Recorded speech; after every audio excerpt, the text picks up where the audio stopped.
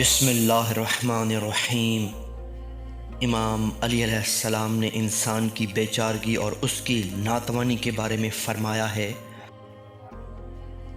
بیچارہ انسان اجل ہے، اس سے نہیں معلوم کہ کب موت آئے گی۔